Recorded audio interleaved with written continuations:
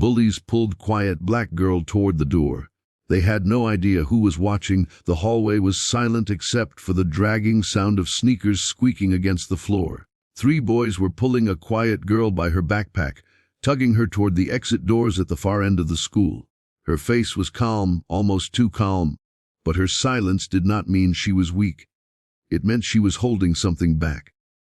Something the bullies didn't know, and something that was about to change everything. Her name was Alana, 16 years old, soft-spoken, and often overlooked. She had transferred to Roosevelt High only 3 months ago, and ever since, she'd been a target. Her dark skin, her quietness, and her refusal to talk back made her the perfect victim. Or so they thought. The bullies had been circling her for weeks, throwing papers at her in class, laughing at her when she raised her hand, and whispering names as she walked past. But today was different. Today, they weren't satisfied with words. "Come on, let's teach her a lesson." One of the boys sneered, yanking harder at her arm. His name was Kyle, the ringleader. He lived for moments like this, for the cheers of his friends, for the feeling of power he got from making others small. His 2 sidekicks, Marcus and Dean, laughed as they dragged her closer to the doors that led to the back alley. Alana stumbled, but she didn't fight back. Her silence only fueled their cruelty. Other students watched from a distance, some biting their lips in fear, some turning away because they didn't want to get involved. That was how it always went. Nobody wanted to be the one who stood up. But what the bullies didn't know was that someone was already watching. Someone who had been waiting for a moment like this. Mr. Henderson, the history teacher, stood just around the corner, his hand tightening around the stack of papers he carried. He had noticed Alana since the day she first arrived.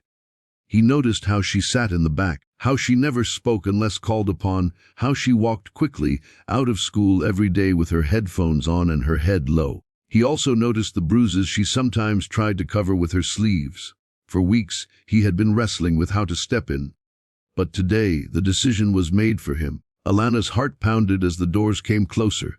She had been through worse before. Back in her old school, she had endured taunts, fists, even teachers who looked the other way. But she promised herself she wouldn't break. She remembered her mother's words every night before bed. "You don't have to shout to be strong. Your strength is in how you stand when the world pushes you down." Just as Kyle shoved the door open, Alana planted her feet firmly on the ground. For the first time, she looked him directly in the eyes. Her stare was not angry, but steady like stone. It froze him for a moment, enough for her to pull her arm free. "What are you gonna do now?" Marcus taunted, trying to cover Kyle's hesitation. "Run home crying?" Alana opened her mouth, and though her voice was quiet, it carried through the hall like thunder. "You don't scare me anymore." The bullies laughed, but uneasily. Something about her tone was different this time. She wasn't pleading. She wasn't trembling. She was standing. That was when Mr. Henderson appeared. His voice cut through the hallway like a blade. "Enough!" The boys froze. The teacher's eyes were blazing as he marched forward. "I've seen every bit of what you've been doing. Every shove, every insult, every time you thought nobody noticed. Well, I noticed, and I promise you this ends today." The hallway went dead silent. Students peeked out of classrooms, some wide-eyed, some secretly smiling at the justice unfolding. The bullies stammered, trying to explain, but Henderson silenced them with a single gesture. "Principal's office. Now. And don't think you'll walk away with just detention." As the boys slunk away, the entire hallway felt lighter. Some students clapped quietly. Others walked over to Alana, for the first time seeing her not as the quiet girl who blended into the background, but as someone brave enough to face cruelty head-on. Mr. Henderson looked at her with gentle eyes. "You okay?" Alana nodded. "I'm fine, thank you." But later that day, sitting alone under the oak tree outside school, Alana realized something deeper. It wasn't Mr. Henderson who gave her strength. It was already inside her. His intervention was just the moment that revealed it. She had spoken up for herself. She had looked her tormentors in the eyes and refused to shrink. That was the turning point. Over the next weeks, things began to change. The bullies were suspended, and rumors of what happened spread across the school. Alana wasn't suddenly popular, but she wasn't invisible anymore. Students began sitting with her at lunch. Some whispered apologies for not standing up sooner. Slowly, the walls she had built around herself began to crack. The lesson was not just hers, though. It belonged to everyone who had witnessed it. The silent girl they thought was weak had shown them what real strength looked like, and the bullies learned that cruelty thrives only in silence. Once someone stands up, the power shifts. Months later, at the school assembly, Mr. Henderson gave a speech about courage. His final words echoed across the auditorium. Sometimes the quietest voices are the ones that roar the loudest when it matters. And if you're lucky enough to witness that moment, let it change you. Alana sat in the crowd, her head held higher than before. She didn't need to be loud to be heard. She didn't need to be feared to be respected. She was proof that dignity, courage, and resilience could silence even the loudest cruelty. And the students who watched her that day would never forget it. Because when the bullies pulled her toward the door, they thought they were dragging her down. Instead, they opened the door to a strength they could never break. The bell had just rung, and the hallway was loud with chatter and slamming lockers. But one corner of Roosevelt High was strangely tense. Alana walked with her books clutched tight against her chest, trying to slip past unnoticed. She always moved like that, quiet, fast, invisible. But not today. Kyle spotted her first. There she is, Miss Silent Treatment. He smirked and nudged his friends, Marcus and Dean. Bet she won't even squeak if we drag her outside. Marcus laughed. Come on, she's too scared to talk back. Let's see how far we can push her. Before Alana could slip away, Kyle grabbed her backpack strap. She stumbled. Hey, let go, she whispered. But her voice was so soft they only laughed harder. What was that? Kyle mocked, cupping his ear. Speak up, church mouse. Dean chimed in. Or maybe she's mute. Can't speak unless someone pulls the words out. They started tugging her down the hallway, their voices echoing. Students stopped to watch. Some giggled nervously, others shook their heads but said nothing. Please, Alana said a little firmer now. Stop! But the boys didn't stop. Kyle shoved the doors open to the back alley. Cold air rushed in. Let's see if you're still so quiet when nobody's around.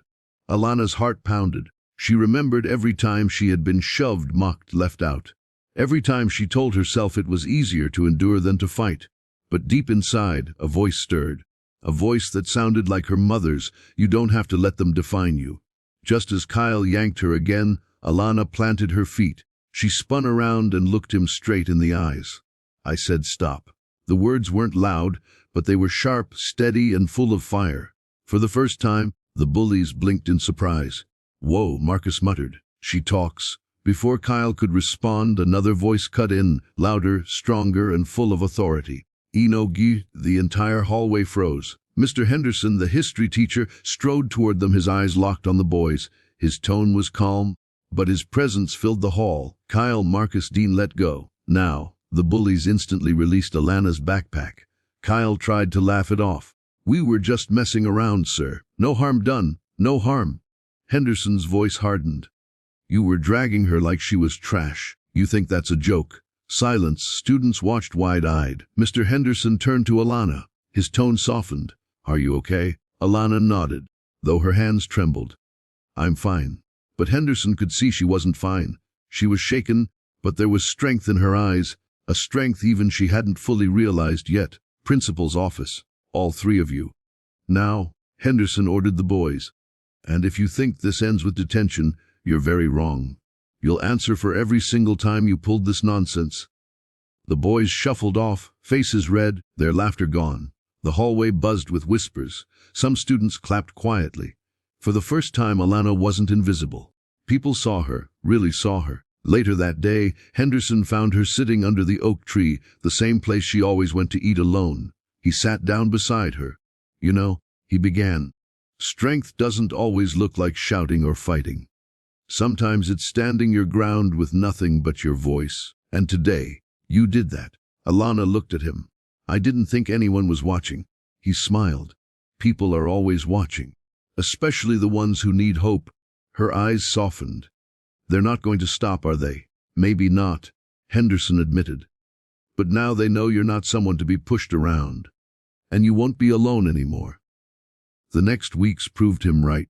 Students who had once ignored her began sitting near her, saying hi in the halls. A girl named Sophie slid next to her in the cafeteria. Hey, that was brave. What you did. Want to sit with us? It wasn't sudden popularity, but it was respect. Even more important, Alana felt a shift inside.